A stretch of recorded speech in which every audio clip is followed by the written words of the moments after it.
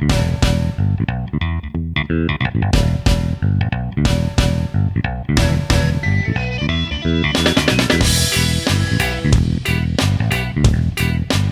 boys and girls. Welcome back. It is week 12 of the 2020 college football season, such as it is. Week 12 of the Carla and Crappy show for this season, such as it is. Right. I'm Crappy. I'm in Pittsburgh. That's Carla. She's down in Nashville. Carla, how you doing? I'm doing okay. How is life in Pittsburgh? It snowed today. It snowed Did it? today. Yes. Nothing stuck, but we got actual lake effect snow, and it was glorious as far as I'm concerned. I don't. Not everybody shares my opinion, of course, but I was pretty pleased. Just something different.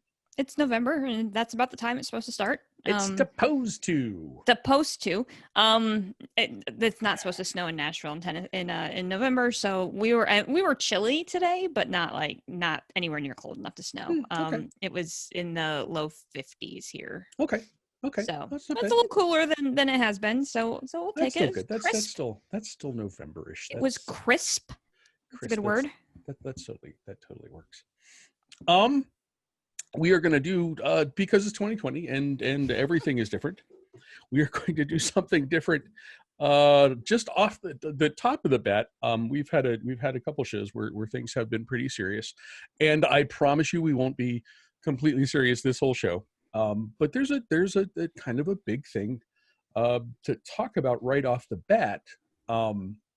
It's Carl. We found out on Saturday, in fact, the actual reason why Penn State tailback Journey Brown, had retired from football.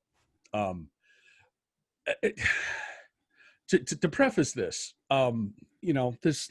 We've obviously discussed over and over and over how odd this season is. Right. Last weekend in particular, almost the entire SEC slate was postponed because of COVID concerns. My game, Ohio State's game against Maryland, was postponed. My Bobcats this week are not with the big rivalry game against Miami is just canceled. Yep. Because Frank apparently can't keep a lid on COVID-19 in Athens, and it's you look at this stuff and you grouse about it as a fan, or you grouse about it as a someone who records a college football podcast on Tuesday with hopes that the games that you guys are talking about on Saturday aren't going to get called off. Right. The important thing to remember is that these things are done for a reason, and it is to take care of the athletes and to make sure that something that is a problem doesn't become a huge problem. And it's fortunately, these are guys in their late teens and early 20s, and they generally handle the disease well. You might be asymptomatic, you might have feel like you have a cold for a few weeks, but generally they're going to be okay. That's not the case for everybody. And there were right at the beginning of the season, there were really disturbing reports about a kind of mysterious link between COVID and cardiac problems. Mm. And man, then you start thinking that can kill people. Right. And I have now exhausted my knowledge on this subject, but fortunately for us, Carla did a pretty deep dive on this a few years back when she was doing the journalism thing. Right. And I know that you have some thoughts about, obviously about Journey Brown, but just about the broader subject, and exactly how freaking scary this is, right? Yeah. It's such a mixed bag. So a little bit of background here. When I was at Yahoo, I was on the high school desk. I was the assistant high school editor for Yahoo Sports and Rivals.com. So I was the assistant editor of Rivals High. And there was a stretch in 2011 where there were about 5 or 6 high school athletes that had something pretty catastrophic happen to them that were considered cardiac events. The exact term used for that is sudden cardiac death. And so we decided to do a deep dive on it. And I was the person that said, I'll do it. because it's personal to me. I have a history of heart disease in my family. I've lost family members due to heart disease. It's something that I take very seriously. And so when they asked if somebody was willing to do a deep dive into learning cardiopulmonary terms, I said, oh, pick me, because I already know a lot of them because I had to learn them. And so I did a deep dive, and I was fortunate enough to work with some editors who gave me the bandwidth. And those of you that know anything about journalism, to get the extension of a 3-week timeline to be able to put a deep dive into something is a luxury, particularly in a digital environment, that you just don't get. I mean, I was still doing other things, but like they allowed me to pretty much shift my focus. Because we'd gotten past National Signing Day, and that was a big day for us. And so it was kind of in that in-between time between National Signing Day and getting ready for 7-on-7 tournaments. And so they gave me the luxury of these 3 weeks. I actually pulled out my folder. I kept it. And I showed this crappy earlier, but this is how thick my folder is. It's about 1.5 inches thick, full of research on this particular incident, and it just so happens that the exact same thing that I spent 3 weeks writing it started out as a 10,000 word story and ended up getting cut down to about 6,500. We cut a bunch out of it, but on this idea of sudden cardiac death, which is primarily caused by hypertrophic cardiomyopathy, which is the cardiologist that I talked to, Dr. Thomas Rowland, who did a lot of research on this, essentially described it as a muscle-bound heart. And so there's extra muscles around the heart, which makes the heart have to work harder. It's the #1 cause of sudden cardiac death. And Journey Brown confirmed that that's what he was diagnosed with. It's incredibly serious. And it's the same thing. If you're familiar with Hank Gathers, it's the same, the exact same situation. And so there's some mixed messages in Journey's retirement, right? It's incredibly rare that it gets diagnosed before it becomes a problem.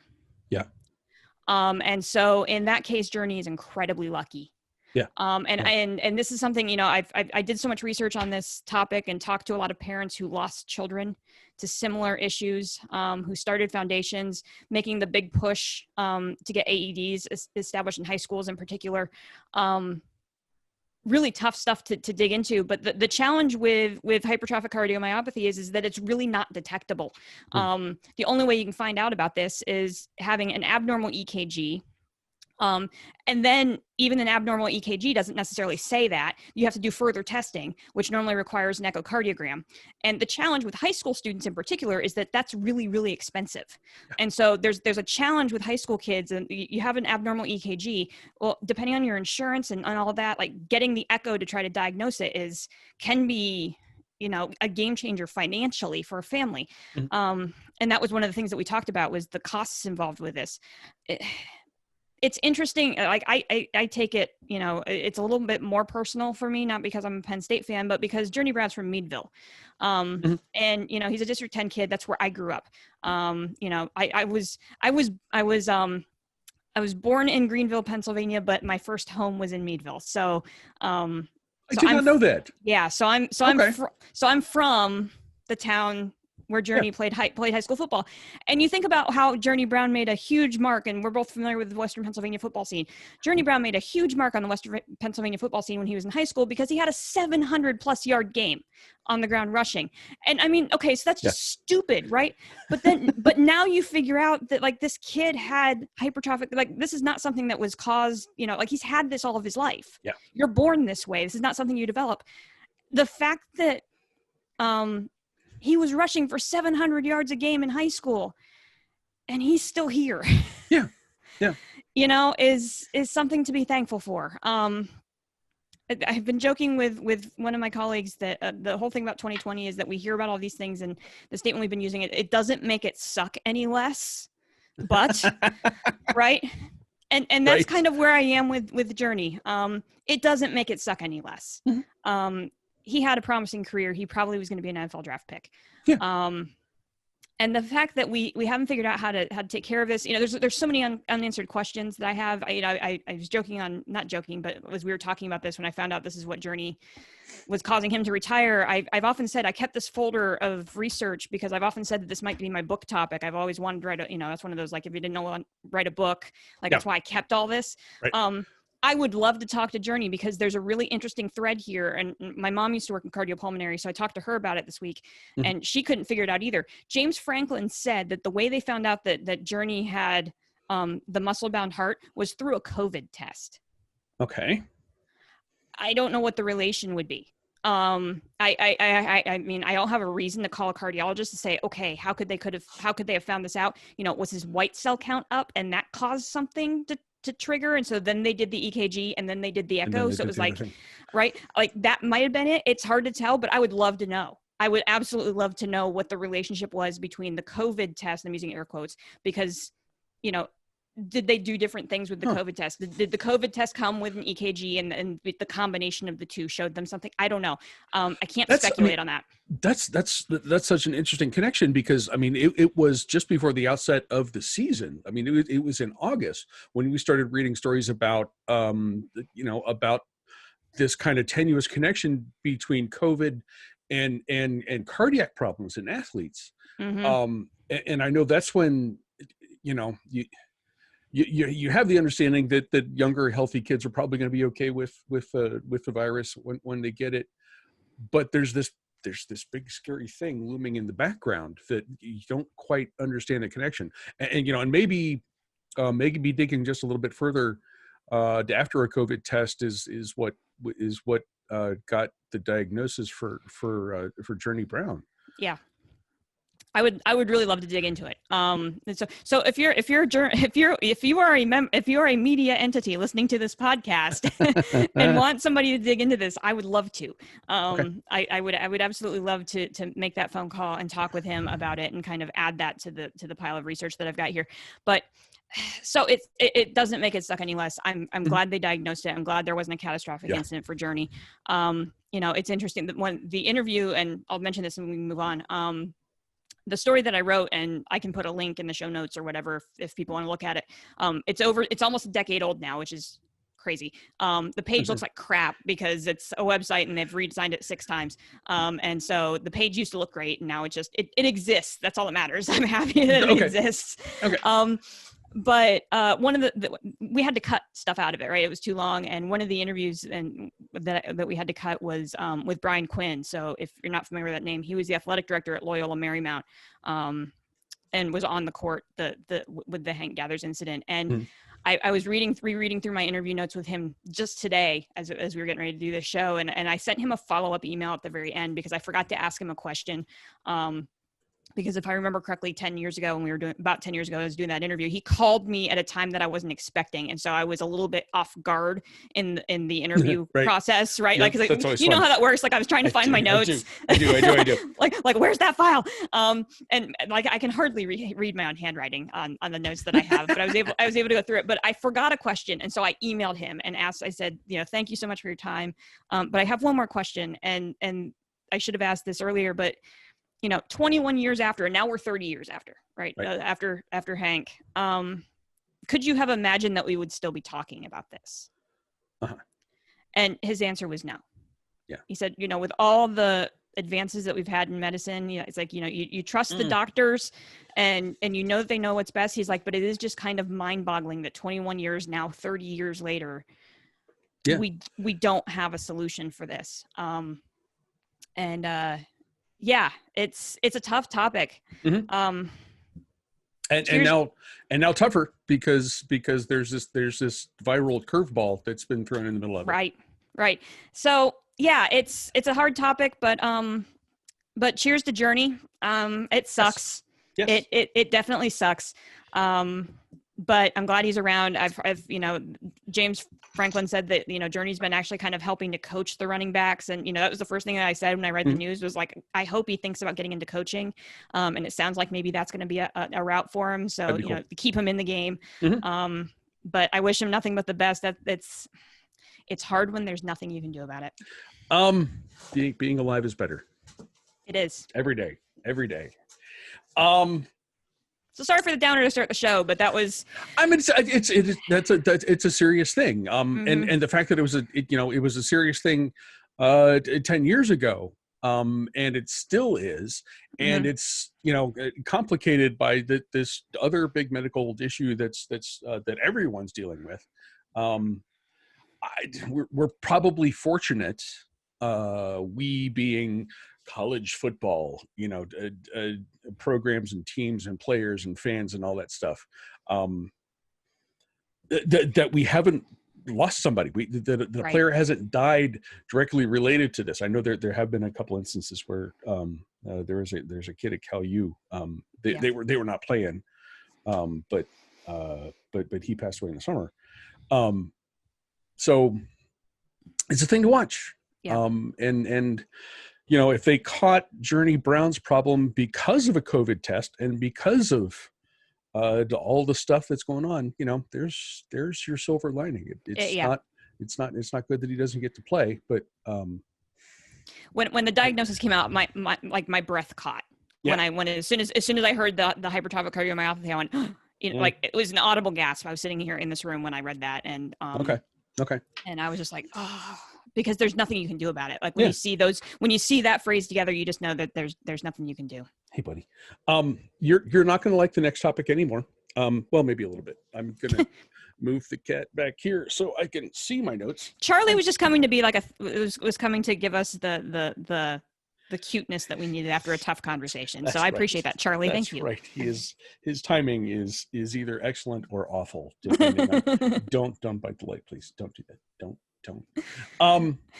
A thing that I've been thinking about, and I thought about a lot on Saturday last week. Do coaches who are struggling, buddy, thank you, in 2020 get a pass because of the disease? And as we found out in a few days later, South Carolina says no, they don't. Okay, but caveat, it was Will Muschamp. Yes, and that's an important caveat to recall. Us, being focused on the Big Ten, Charlie, was I naturally thought of Jim Harbaugh and James Franklin. Yeah. And I'm going to ask you about this. I kind of think, the Muschamp question aside, I still kind of think context matters.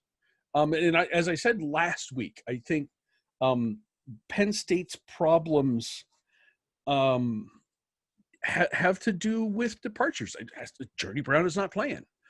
Second string tailback is not playing because of an injury. You lost a once in a decade wide receiver to graduation. You've lost your best defensive player, opted out because of the virus. Right. That's a lot of stuff that's not in James Franklin's control. Mm-hmm. That feels more like just kind of an aberration, and Michigan does not feel like it. And I keep bringing up Harbaugh, and I don't want you guys to think that I want him gone. I actually want him to stay. but you look at how awful the back end of his defense is. He's a quarterback whisperer, and he still doesn't have a quarterback. I don't know how long his leash would be. I imagine obviously it's pretty long. But Carla, what is your sense of, do coaches get a pass because this is such a weird year? Is Muschamp the aberration, or are we still going to take a little more nuanced look at this? Well, being a Penn State fan, I don't want to see James Franklin get fired. I wouldn't either. I would not either. I think you're right there. I mean, there's just been so many twists and turns with the Penn State season, and players opting out, and injuries, and Journey, and it all happened late. right? I mean, like we didn't know that Journey wasn't going to play this year until 3 days before the season started. Just right out the outset. It was just right at the very beginning for an undisclosed reason that they said he wasn't going to play. Obviously, now we know what that reason was, but those are huge losses 3 days away from kickoff, right? And not having spring practice and not truly having any sort of fall practice and really only having a couple weeks to put a season together. Right. As a Penn State fan, I definitely want to see James Franklin get another year. I want to see what he can do with in a normal season. But right, it's the difference between being an anomaly and a trend. And this is an anomaly for James Franklin based off of the last 3 years of performance that Penn State has had.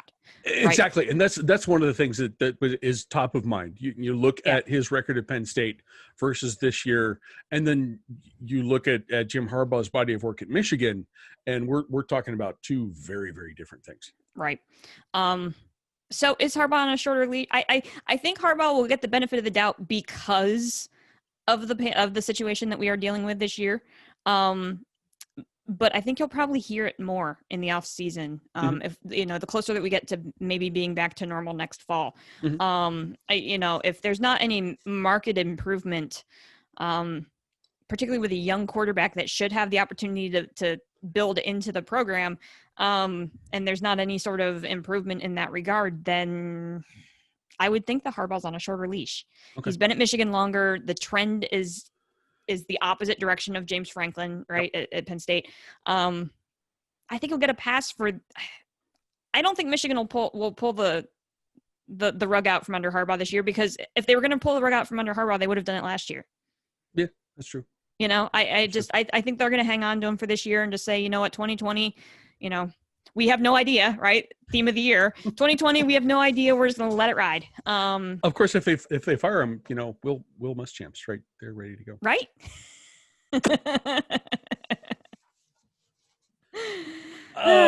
Okay, so here is fun trivia, and this might be the theme of a show in the next week or two. The year of the group of five. If you include BYU, there are 7 group of 5 teams in the top 25 at this moment. And one of them is not Appy State. And one of them is not right. Or Central Florida, which is that's been the thing. So AJ is. Between that and having the Pac-12 after dark games back, AJ, this is AJ's year to shine. So in that vein, we're going to let AJ talk to you about the games that he's going to be paying attention to this weekend. AJ, go. Hello, everyone. It is this week's Group of 5 report. We got a banger of a schedule on Saturday. We're going to ignore the rest of the week. Action is happening. Amazing things have already happened, like Kent State scoring 69 points. So let Action cook, but we're probably never going to talk about it on the show unless we start talking about next week's games already. But let's go through this. Saturday, noon. App State versus Coastal Carolina in Conway. Coastal Carolina favored by 5.5, over under 48. Zach Thomas got hurt last week against Georgia State. They looked really rough in his absence. He's day-to-day, could potentially play. But they also lost Dietrich Harrington, who was their starting running back. He's out as well. App State is kind of limping into this game. Coastal has looked great. They got Grayson McCall back a few weeks ago. This is for the Sun Belt East. So this is to go play Louisiana in the Sun Belt title game. I expect Coastal to win. Coastal continues to coast, maintain Chanticleers. Again at noon, Georgia Southern at Army. This is game 2 of Army's partial option to full option spectrum games to end the season. Army's favored by 4, over under 41.5. This game should be over in approximately 9 seconds. It is partial option football versus actual option football. Georgia Southern got scared last week against a not very good Texas State team, but this should be fun. Army has looked up and down sort of all year. Their quarterback has thrown 40 passes. 3 of them have been picked off. Don't throw the ball, Army. Just don't. Shy Words from Georgia Southern is amazing and fun to watch. So this should be a good game. Put these up on the 2 screens. Don't worry about anything happening at noon. 9-win Indiana. 3:30 p.m. Cincinnati at UCF. Cincinnati favored by 6, over under 63.5. This is the opposite of the Georgia Southern Army game where they're going to throw the ball a bazillion times. This should be high scoring, super fun. Cincinnati is going for style points at this point. They're undefeated. They don't look like anybody else in the conference is going to catch them. And now they are just beating everybody to death in the hopes that will impress the college football playoff. It won't. But still, we appreciate the bludgeonings. Also, today I learned that Spectrum, UCS Stadium used to be Spectrum Stadium. Spectrum, because of 2020, was set to renew, or their naming rights on the stadium was set to end in 2020, and they were probably going to renew. But because of COVID, they canceled all extraneous contracts and everything like that. So they didn't renew the name of the stadium. And so now UCF Stadium is officially named Bounce House, which is the nickname for the stadium because the students would jump in unison and would shake the entire stadium. So the official name of UCF Stadium is Bounce House. So just enjoy that fact. Just put that in the back of your brain and have a giggle on, a Wednesday about it. Additionally, at 3:30, San Diego State at Nevada. San Diego State favored by 1.5, over-unders 47. Dear CBS, do this every year. This is the normal, traditional SEC SoCon Saturday, right? This is when Alabama plays like the Citadel or some nonsense. The Mountain West is on CBS this week on national television. This is Brady Hoke's San Diego State. It's my favorite thing in the world. I bless you, CBS, for making the most of this weird-ass season to do something truly fun. And that's putting 3-1 San Diego State versus 4-0 Nevada on national goddamn TV. They should do this every year. Just let the SEC Network and ESPN or whatever have SoCon Saturday, and let CBS put some dumb Mountain West game on. It's amazing. I love this more than pretty much everything. Both of these teams are very good. San Diego State runs the ball just a little bit better, and I think that'll be the difference in this game. 7 p.m. San Jose State at Fresno State. San Jose State favored by 2.5, over under 60. Hands up if you saw undefeated San Jose State coming. 2020 is the weirdest. They're playing good enough defense, and they're putting up a number of points, and they're doing so against okay competition. They've played the first 2 games of the season were against not very good competition, and everybody's like, okay, cool, you won against, you're like a middle of the pack team, you beat the 2 basic ones. But then they beat San Diego State, who is a very good football team, as it seems right now. So there's a little bit of legitimacy to San Jose State and their abilities. Fresno State came out, lost to Hawaii to start the season, and everybody thought Fresno State wasn't going to be very good this year.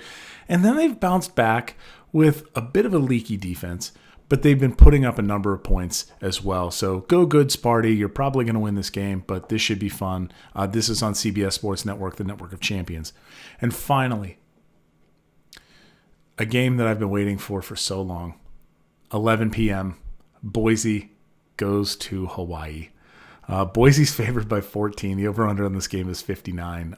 Boise got their tails kicked in by BYU. And that was largely due to the fact that they went from their starting quarterback, Hank Bachmeier, to their backup. Then their backup got hurt, and then they went to their third stringer. So the third stringer had to come in and play against BYU. It's going to end poorly for you, and that's why that game was 51-17. Hank Bachmeier is back. He is a very, very good quarterback.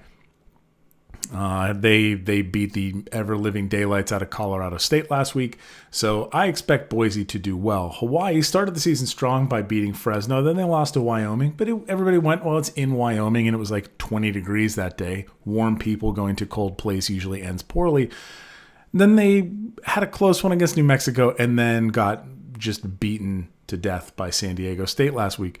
So Hawaii's probably not very good. They're giving up more yards than they're putting up. They're giving up more points than they're putting up, and that's a bad recipe. So I expect Boise to cruise in this game, but it's Hawaii football from the Big Island, so just let that tuck you into bed. It's 11 p.m. You're probably not going to stay up, but if you do, let it happen.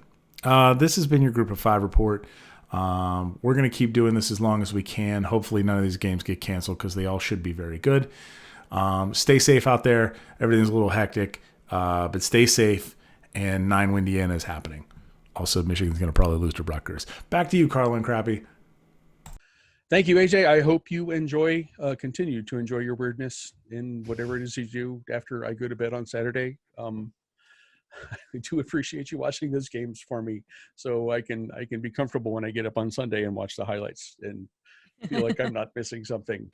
I can make it till the first half, and that's about it for me. I have to check out of that. It depends. It depends on what's going on with like the 7:30 games. If I get sucked into something, I might make it to 11. I've made it to midnight once this fall, I think, on a Saturday. But that's pushing it for me.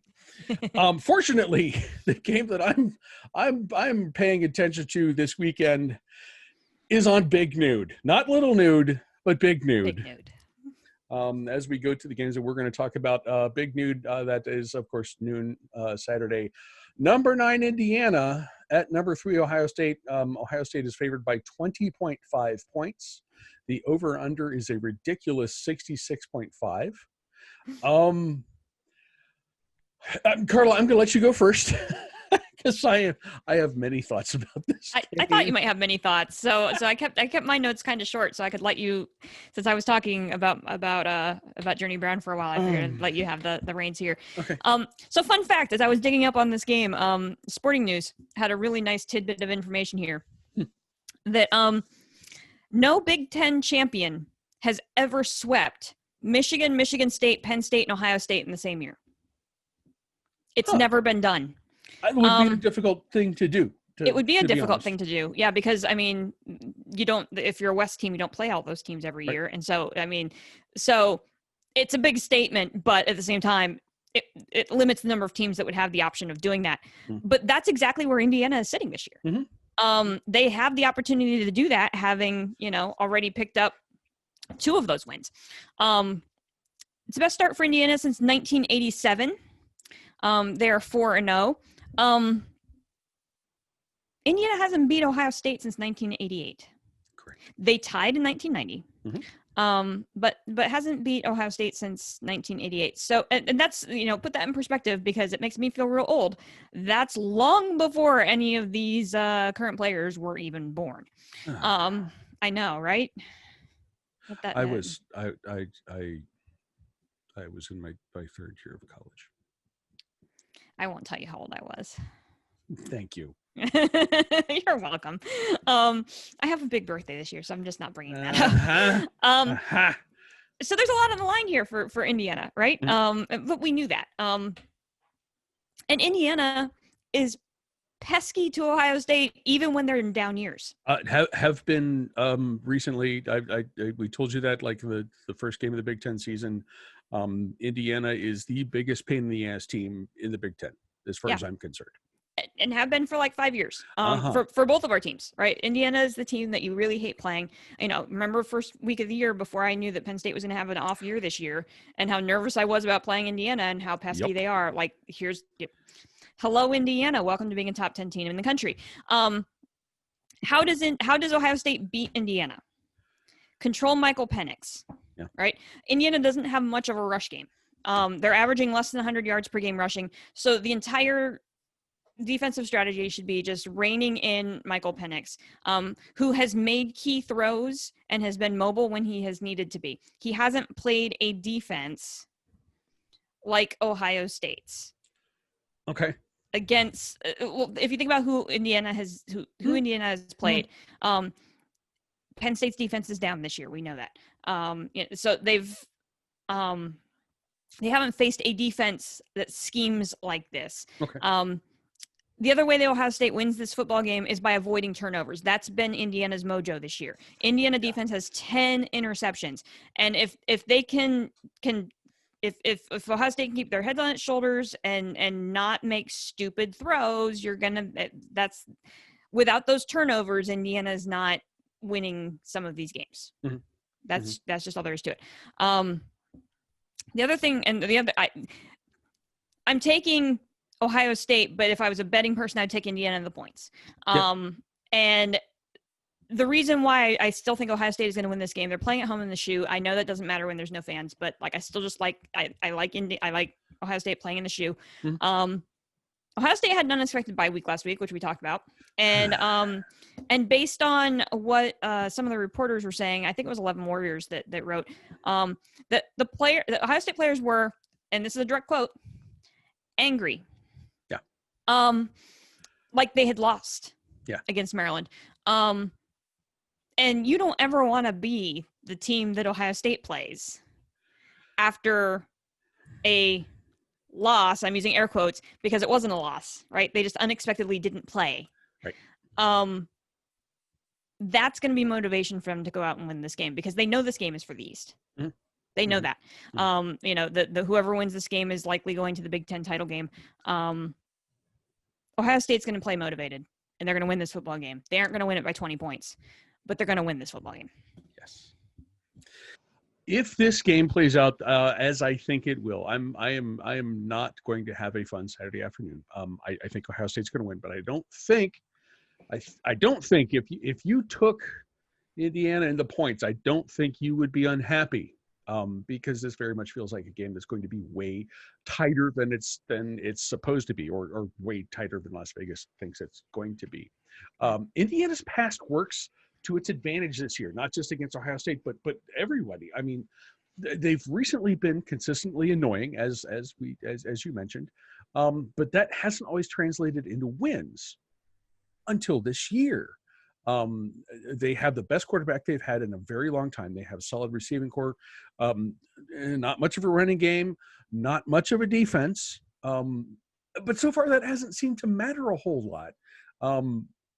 I think teams still look at the schedule and think, Indiana. And then, you do that at your own peril, and then Indiana, wins the Michigan State Championship because they've beaten both of the conference teams from Michigan so far this season. Here's why I'm most nervous. Ohio State's defense isn't especially good either. It's more talented. And yes, the scheme is different.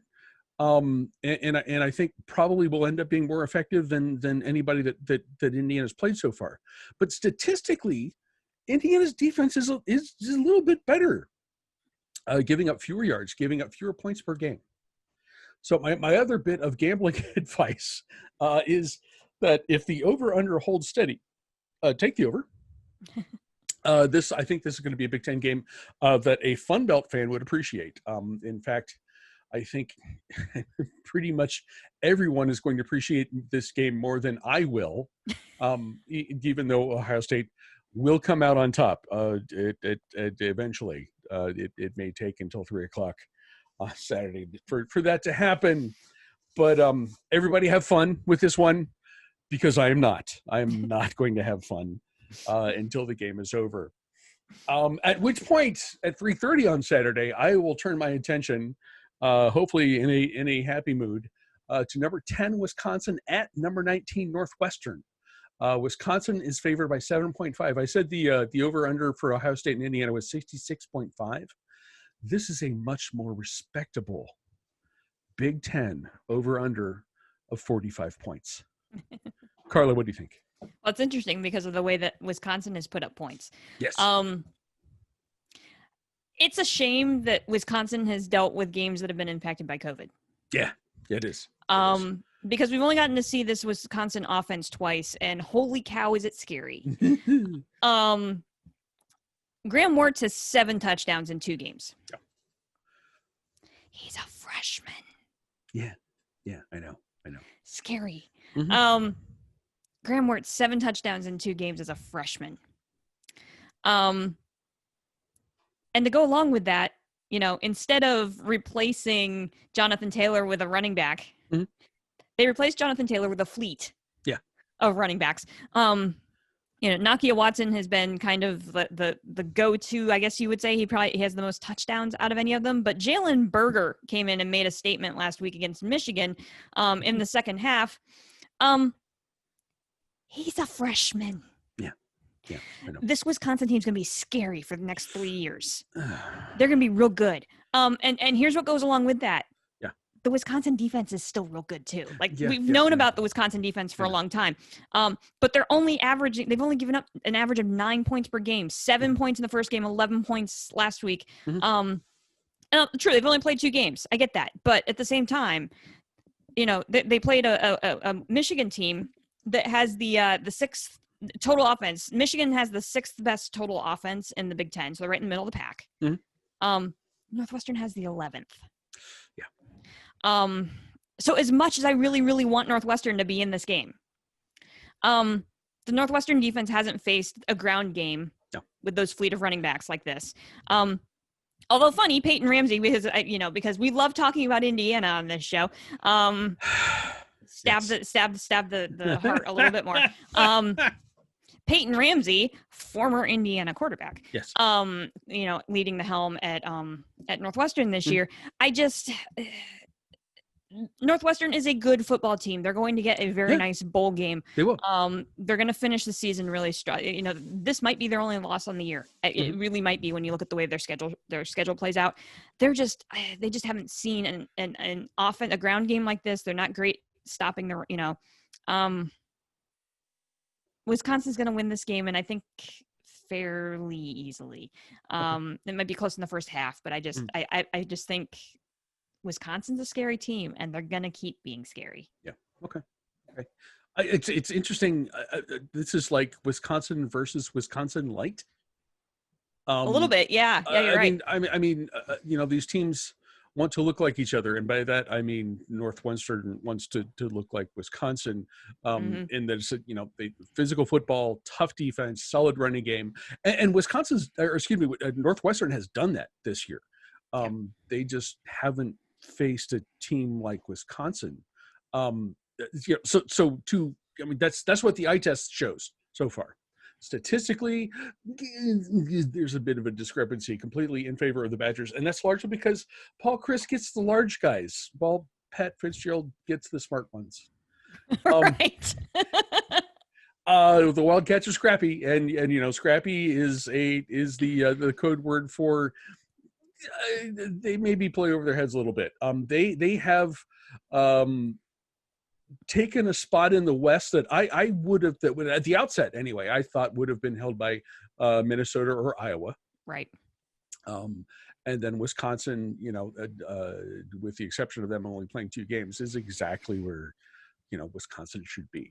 But actually, that's not quite true. Wisconsin's offense is better than I thought it would be because, freshman quarterback. You think freshman quarterback is going to struggle. It's going to be, show flashes of talent, and Graham Mertz and is the real deal. He doesn't look like a freshman trying to figure out what the hell he's doing.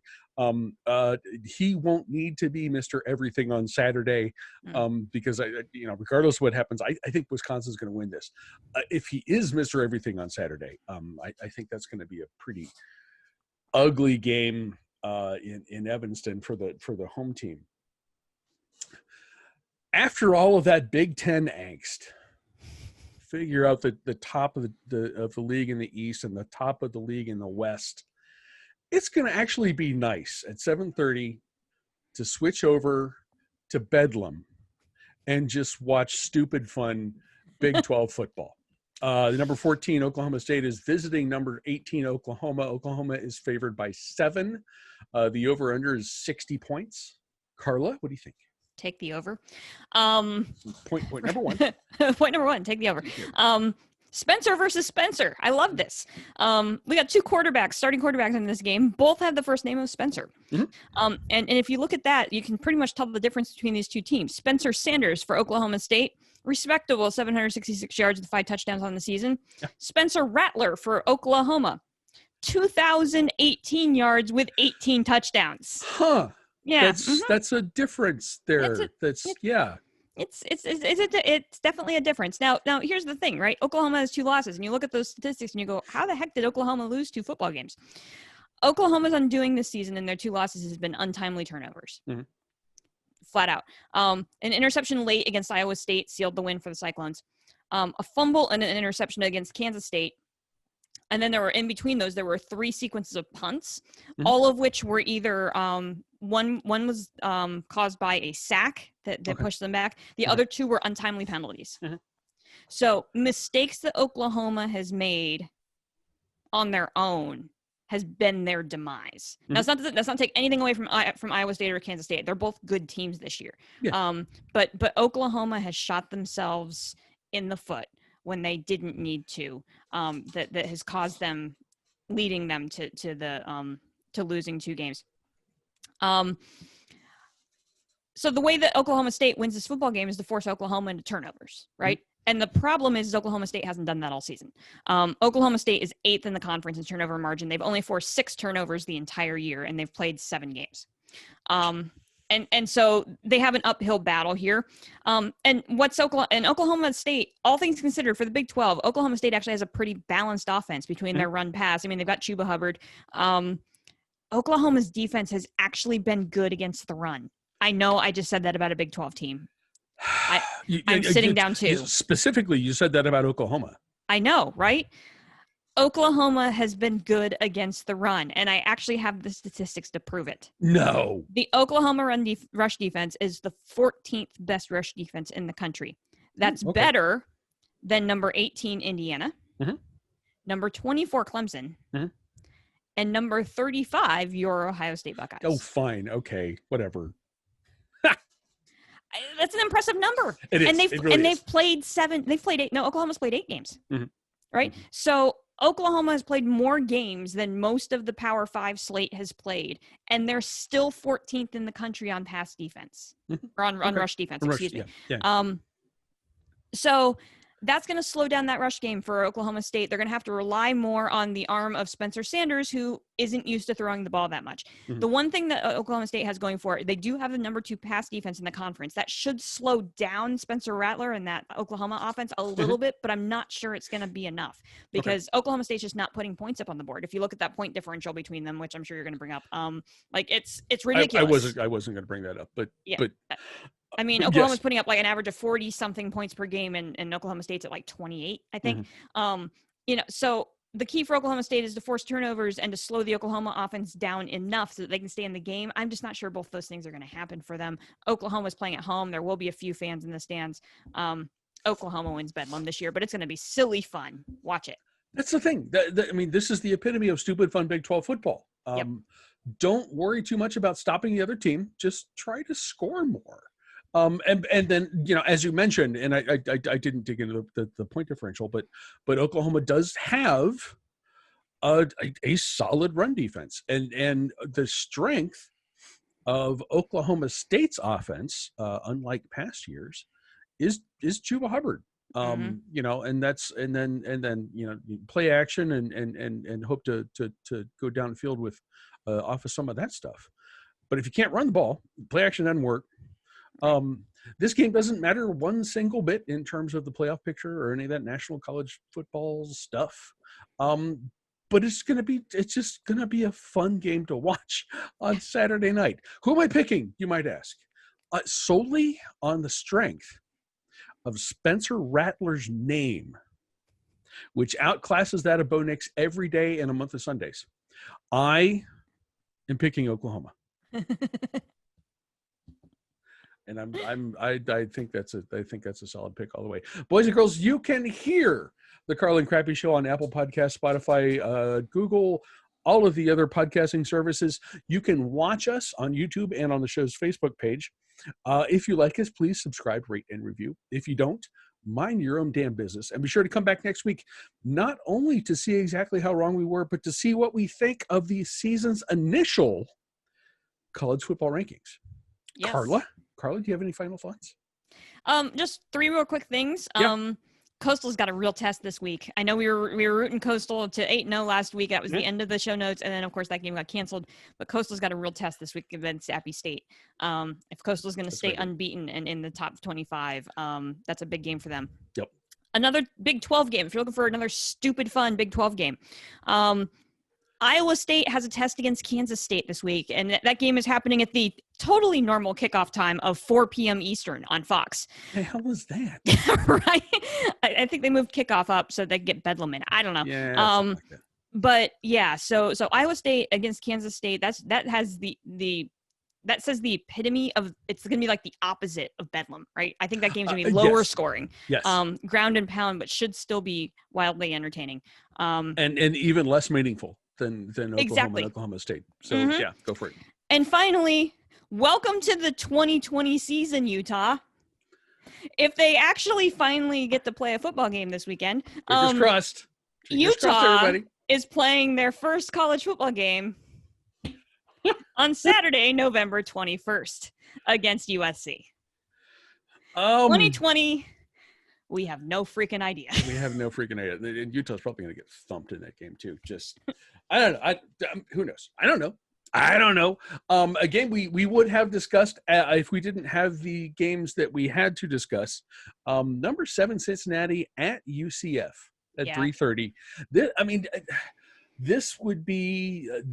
I'm looking at this as sort of like a symbolic potential passing of the torch, because UCF has been the scary a group of 5 team for the past 5 or 6 years. And that is not the case this year. That is Cincinnati. The Bearcats are 5.5 point favorites on the road. But I don't, UCF is not going to give up this crown all that easily. So that would be a fun one to check on as you also pay attention to, especially if Wisconsin and Northwestern gets out of hand. You might want to switch over and watch that one. Boys and girls, I appreciate you watching us once again. Carla, thank you for the research that you did and taking us through a serious subject at the top of the show, and then indulging me with my normal crap for the rest of the thing. Here's hoping. We're recording the show on Tuesday night again. I posted this last week. This is what happens when you record a show on Tuesday and then the schedule goes to hell between Tuesday and Saturday. So I am raising my glass to not losing any of our games this week. Let's not lose. I'm not going to do another disclaimer, guys. I mean, if a game that we talked about today doesn't happen this weekend, you know why at this point. I'm not going to add another thing.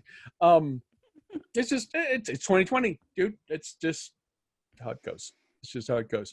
Doesn't make it suck any less. Does not make it suck any less. There's our T-shirt for this year. That's our T-shirt number 3 at this point. The Carla and Crappy Show. That doesn't make it suck any less. Cheers, boys and girls. Thank you very much for watching this, Carla. Cheers to you. Cheers. Everyone, be sure to come back next week, and we will do this all over again.